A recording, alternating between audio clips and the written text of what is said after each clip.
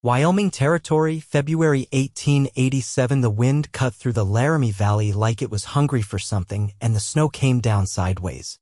Lachlan O'Dell had seen storms like this before, but never one that made the barn feel so godforsaken empty. The cattle were long sold off, the horses gone, and the hayloft held nothing but dust and old memories. He stood at the open barn doors, arms crossed tight over his ribs, watching the sky lose itself in white. Then she came stumbling in. She was half frozen, coat torn, one glove missing, and her cheeks blistered from the cold. Her boots were soaked through, and her skirt clung to her legs like it was glued there.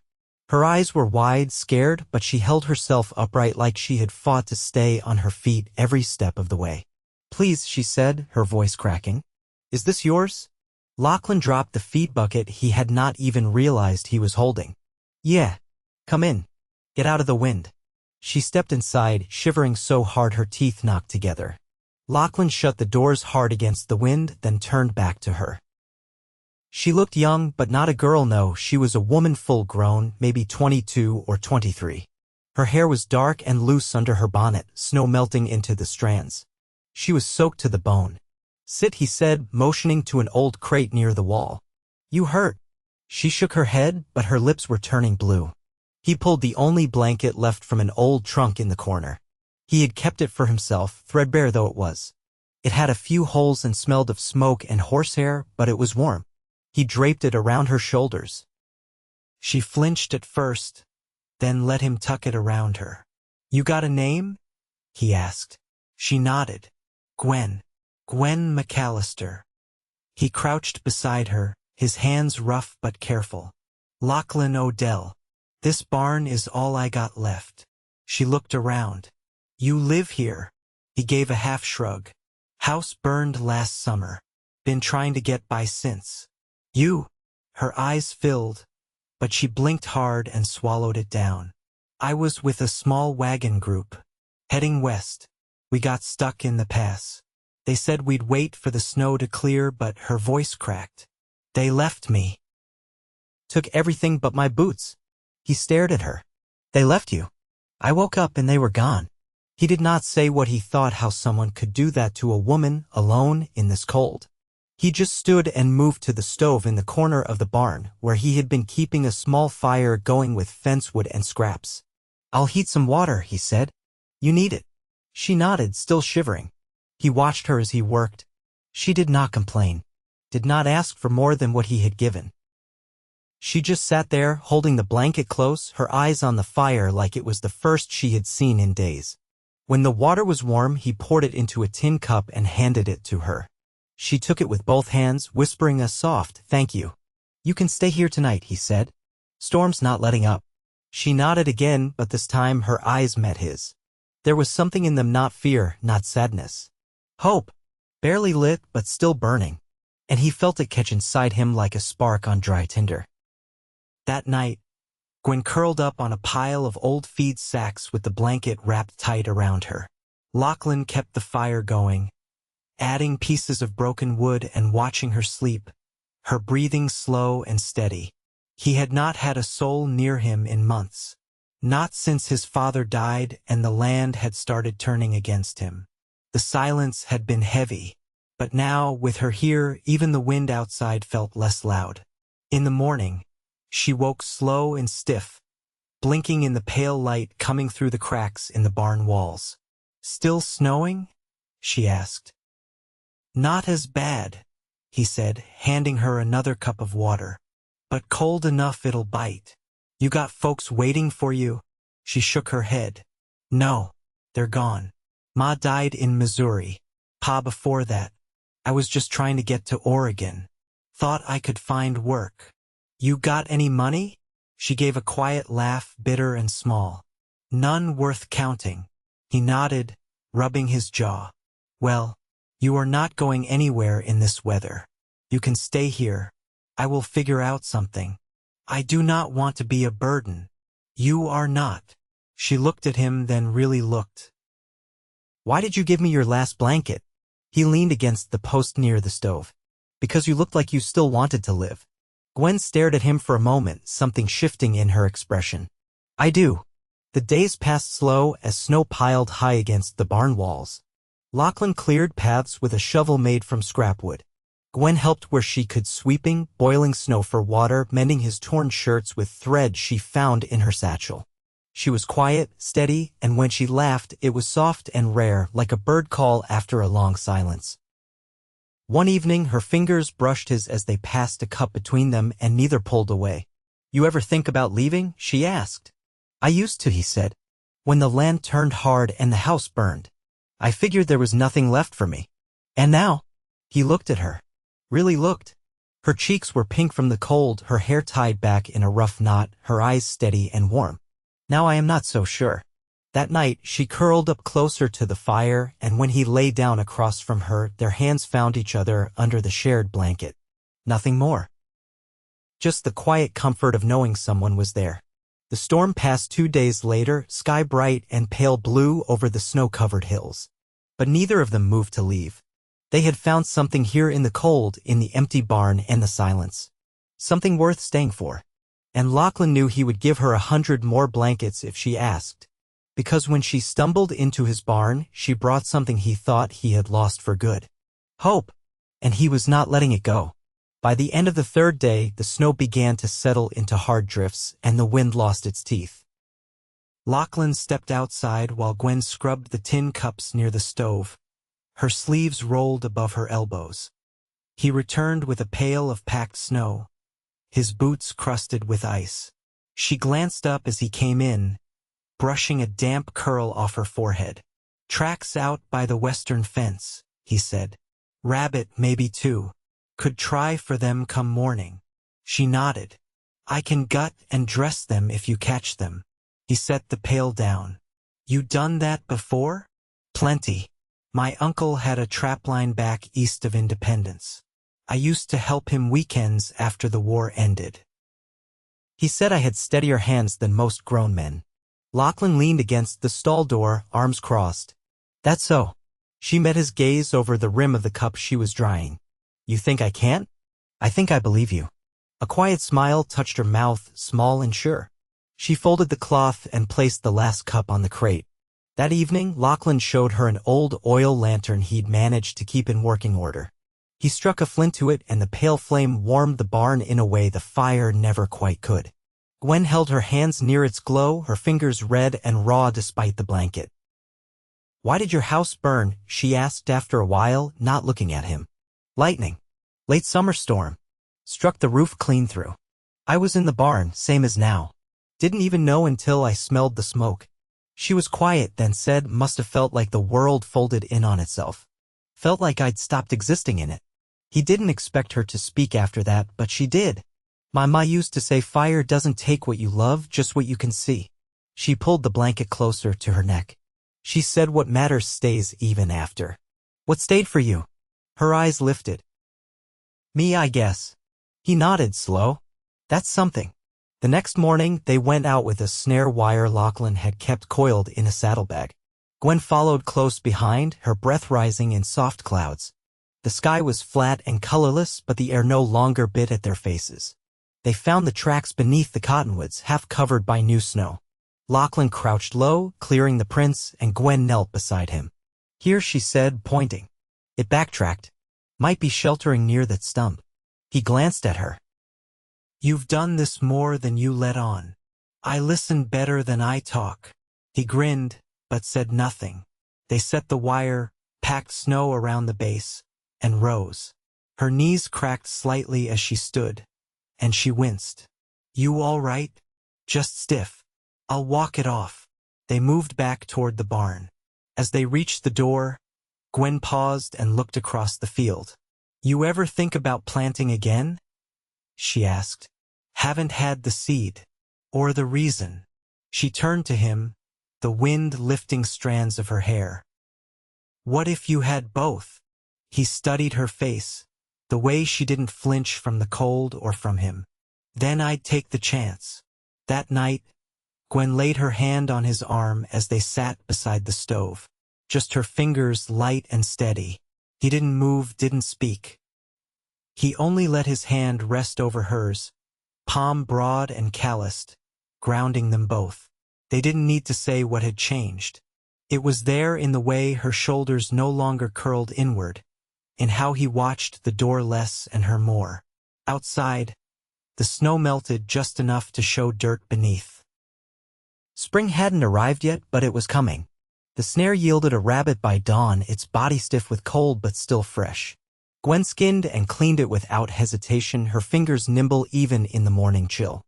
Lachlan watched from the doorway, leaning against the jamb as she worked near the fire on a flat board they'd found beneath a broken stall wall. "You ever think about teaching?" he asked. She didn't lift her eyes. "Children or folks like you?" He gave a quiet chuckle. "Either. Only ever taught my cousin to read. She was 6 and wild as a crow. Took me all summer to get her through the alphabet." He stepped inside, brushing snow from his sleeves. "You got patience." She looked up then. "You noticing that now?" "I'm noticing more than that." She wrapped the meat in a scrap of muslin and set it aside. "You don't say things you don't mean, do you?" "No," he said, voice low. "I don't." There was no flush in her cheeks this time, no shy glance. Just a stillness, like she was measuring the space between them and deciding it was less than she'd thought. Later that day, Lachlan took her to the stream behind the ridge. The thaw had begun to break the ice along the banks and thin water trickled beneath the crust. They carried buckets between them, careful-footed over the uneven snow. "You ever trap fish?" she asked, adjusting her grip on the handle. "Used to with Pa. We'd stack rocks in the shallows, herd 'em inward." She nodded. "I could help. We'll need more than rabbits soon." They knelt by the streambed, sleeves rolled, fingers red from the cold. She worked without complaint, arranging stones with quiet precision, her breath steady. He stole glances when she wasn't looking, noting the way her brow furrowed when she concentrated, how she tilted her head slightly when evaluating the current. When they'd set the trap, they sat on a log above the water, watching the surface ripple. "My brother wanted to go to Denver," she said after a while. "Said there was steady work and better pay. He left the winter before I did." Her voice stayed even, but her hands twisted in her lap. "I never heard from him again." "You think he made it?" "I used to." She watched the stream, eyes narrowed. "Now I think maybe he found something worth staying for. Or maybe he didn't and he just stopped writing." Lachlan leaned forward, elbows on his knees. "If he's out there, he'd be a fool not to look for you." She tilted her head. "And if he didn't? Then he lost more than he'll ever know." They walked back in silence, the bucket sloshing with meltwater. At the barn, she hung her coat near the stove and he passed her the last piece of cured venison from the storeroom. "We'll stretch this with stew," she said. "Add some wild onion if I find any near the fence line. You go alone, or you want company?" She gave him a level look. "I don't ask for things easy. I know that. But I don't mind company." That night, she sat closer than usual. Not touching, not quite. Just near enough that he felt the heat of her leg through the blanket they'd begun to share without speaking of it. She handed him a tin spoon, her hand brushing his, and this time he didn't look away. "When this melts," she said, gazing into the fire, "what then?" He took a long breath. "We fix the roof. Patch the fence. Start new lines." She turned her face toward him. "We. If you'll stay." She didn't answer right away. Then she leaned her shoulder against his, slow and easy, like it had always been meant to fit there. "I'll stay," she said, "but not just to survive." He looked down at her hand resting on her lap, palm open. "I know," he said, and when he reached over and laced his fingers through hers, she didn't pull away. The fire crackled low. The wind outside softened to a hush, and in the space between heartbeats, something unspoken settled into place, solid, sure, and lasting. By the time the first shoots of green began threading up through the thawed earth, the barn no longer felt hollow. Lachlan had turned an old stall into a dry space for storing kindling and tools. Gwen had sewn a curtain from the canvas sackcloth they'd salvaged, something to hang across the narrow window where the wind still slipped in. Most days they worked side by side without needing to say much. There was comfort in the rhythm of it, his axe splitting wood, her hands kneading dough from flour she'd bartered for with a passing trapper. That morning, she stood at the edge of the clearing, squinting toward the horizon. Lachlan stepped up beside her, wiping his hands on his trousers. You expecting someone? He asked. No, she said, arms folded. Just watching the hills. When I was little, I used to think if you stared hard enough at the distance, you'd see something change. He followed her line of sight. And does it? Sometimes. She turned to him. You ever think about your mother? He nodded once. She died birthing my sister. That girl only lived a week. After that, Pa never spoke her name again. I think about mine most in spring. She used to keep a garden so thick with things growing, you'd forget the world could be cruel. She teach you how? Enough to remember. Gwen glanced toward the patch of ground near the barn where she'd cleared the snow weeks earlier. I was hoping we could dig in this week. Try potatoes, maybe wild squash if we can find seed. I'll help you turn it. Soil's still wet, but it'll hold. She nodded, brushing her hand against her skirt. I'm tired of only surviving. He didn't answer right away. The breeze lifted her hair off her shoulders and he studied her profile, the way her jaw set firm when she was thinking. Then he said, You're not alone in that. She looked up at him, steady. I know. By midday, they'd begun breaking earth in the garden plot, Lachlan swinging the spade and Gwen pulling clumps of grass and root out with her bare hands. Her nails darkened with soil, but she didn't stop, not even when the sun dipped behind a bank of clouds and the wind picked up. They paused only when a shadow passed overhead, a hawk circling low. Gwen shielded her eyes. Means there's mice nearby, she said. Good sign for planting. Never thought I'd be glad for vermin.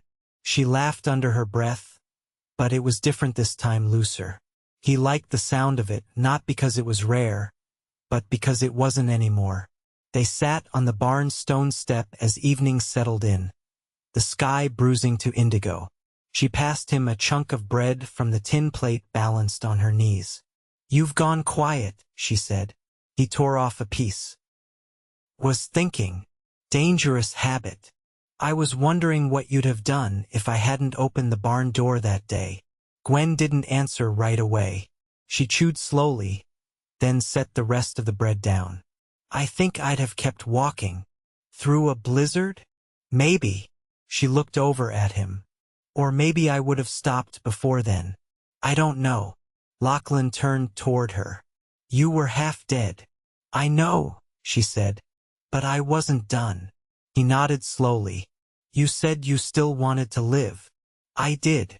Her voice softened. I just didn't know what that meant anymore. He reached for her hand, not to hold it, but to trace a line along the back of her knuckles. She didn't pull away. I think we're figuring it out, he said. She leaned into him, her head resting just beneath his shoulder. I think so too. The fire that night was warmer than it needed to be. They sat close, her fingers brushing his sleeve now and then, quiet settling between them like something earned. Outside, the night held no storm, no wind howling through broken boards. Just the rustle of thawing leaves and the sound of two people who had stopped waiting for the worst to pass. Spring had not fully arrived, but they were ready when it did. The last of the frost broke in April, brittle crusts of ice vanishing beneath a stretch of warm days that smelled of wet earth and pine. Lachlan brought up the plow blade from where it had rusted half buried behind the shed. He spent the morning grinding it smooth with a whetstone while Gwen measured the garden rows with lengths of twine she'd knotted by hand. She wore a man's shirt now, sleeves rolled to the elbow and a wide-brimmed straw hat she'd traded for with a peddler passing through the southern ridge. Her skirt was pinned up at the sides to keep clear of the dirt, and Lachlan couldn't help but watch the way she moved, grounded, deliberate, like she belonged to the land before it even knew her name. He passed her the blade when she held out her palm. You ever use one this size? He asked. She ran a thumb along the edge. My uncle had one heavier. I was 12 and ornery. Thought I could outpull the mule. He raised an eyebrow. Did you? Nearly broke my back and the harness both. They spent 2 days fitting the blade to the old yoke and coaxing the mule borrowed from a nearby rancher willing to trade for labor to follow the furrows. Gwen led it by the halter while Lachlan steadied the handles, his boots sinking deep into the softening soil. That evening, she sat cross-legged in the loft, sorting through a sack of seed potatoes she'd bartered for using a scarf she no longer wore and a tin of dried rosehips. You think this land'll take them? She asked. He stretched out beside her, his legs dangling over the edge of the boards. "It'll try." She glanced at him sideways. "You always hedge your hopes like that?" "Only when they matter." She returned her gaze to the sack. "I want this to work."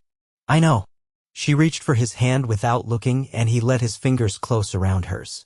Her grip was firm, and he didn't let go.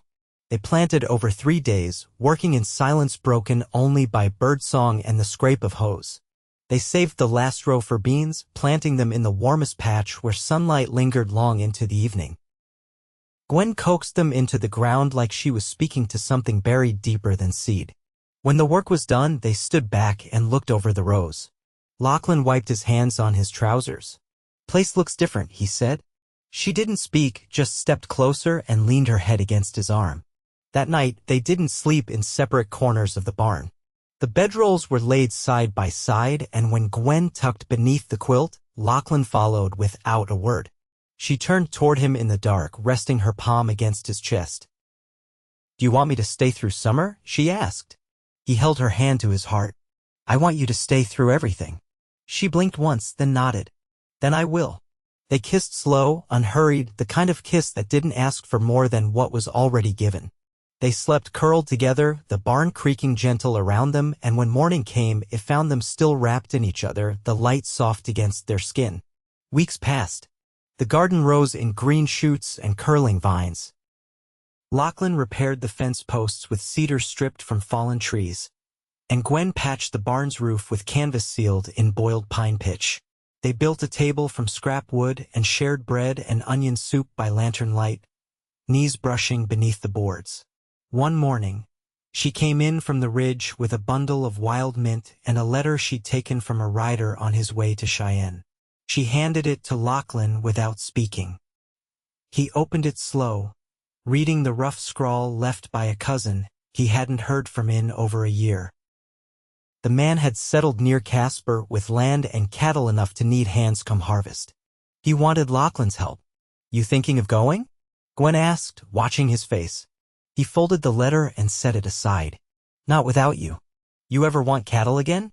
"Maybe, but not if it pulls me from this." She knelt beside him, her fingers brushing his knee. "Then we'll make this enough."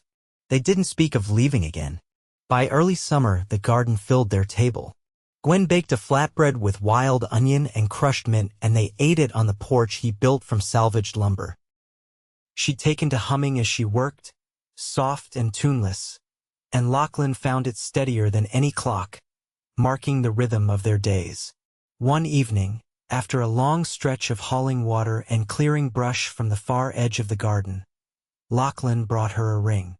"It was my mother's," he said, holding it in his palm. "It's plain, but it's held."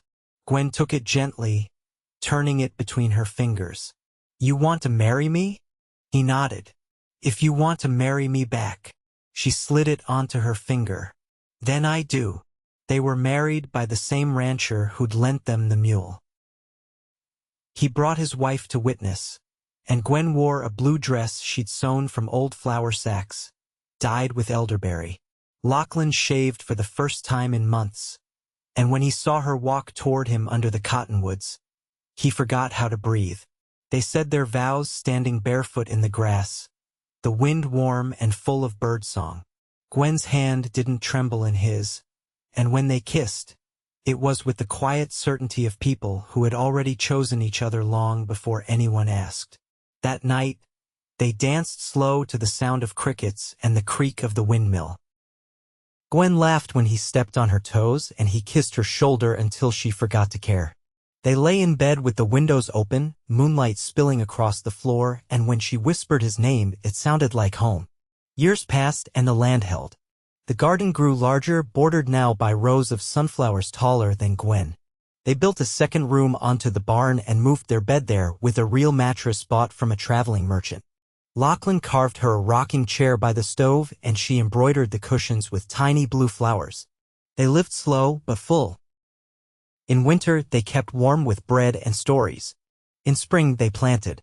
In summer, they watched the hills turn gold.